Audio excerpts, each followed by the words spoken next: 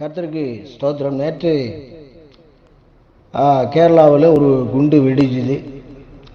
அதில் Dominic Martin அப்படிங்கிறவர் நான் தான் பண்ணேன் அப்படின்னு சொல்லி ஒரு குற்றத்தை ஒப்புத்து கொண்டிருக்கிறார். ஆனால் பல ஊடகவியலாளர்கள் என்னென்னா இது கிறிஸ்துவ மத கூட்டத்தில் பாம்பை போட்டாங்க அப்படிங்கிற மாதிரி சில ஊடகங்கள் சொன்னாங்க.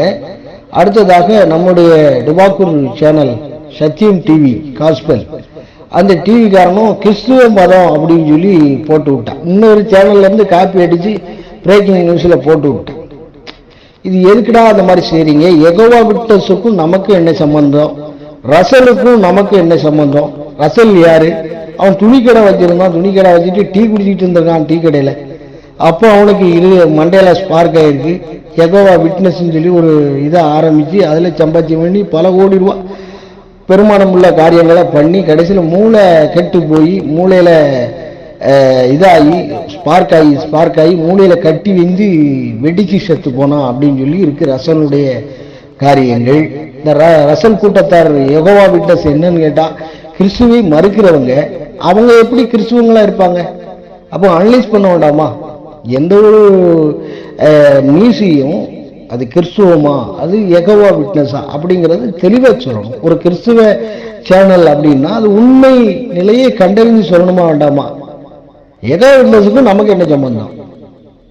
யெகோவா விட்னஸ்ங்கிறவன் இயேசுவை மறுதளிக்கிறவன், எல்லாத்தையும் மறுதளிக்கிறவன், யாரையுமே கடவுள்கிட்ட சொல்ல மாட்டான். அந்த யெகோவான்னா யாருங்கிறத நாம சொன்னோம் அப்படின்னு சொன்ன யெகோவான்னா இயேசுதான் அப்படின்னு சொன்னாலும் அவன் கேட்க மாட்டான், அறிக்கையிட மாட்டான்.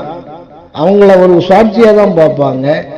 ஆனால் நாம் வழி வழியாக ஆண்டவராகி இயேசு கிறிஸ்துவே மெய்யான தேவனாக இருக்கிறாரு, நமக்கெல்லாம் பிதாவாக வீற்றிருக்கிறார் அப்படிங்கிறத நம்ம அனலைஸ் பண்ணிக்கிட்டு வரோம். அவர் தான் கடவுள் அப்படிங்கிறத நம்ம நம்பிக்கை, அப்படி கடவுளாக இருக்கிறார். ஆக அவங்க அந்த நம்பிக்கை தவிடுபடி ஆக்கும்படி சில உல்டா வேலைகளை பார்க்கக்கூடிய யெகோவா விட்னஸ் இந்த ரசல்ங்கிறவன் பண்ண காரியம். இப்போ இதுக்கும் அதுக்கும் சம்பந்தம் இருக்கா அப்படின்னு சொன்னால் இல்லவே இல்லை. அவனுடைய பைபிளுக்கும் நம்முடைய பைபிளுக்கும் வேற வித்தியாசம், டிஃப்ரெண்ட் வேற. புரியுதுங்களா இல்லையா? அப்போ இந்த ஊடகவியலாளர்கள் ஏன் இந்த மாதிரி பண்றாங்க அப்படிங்கிறது தெரியல. இதுதான் கண்டிக்கத்தக்க ஒரு காரியம்.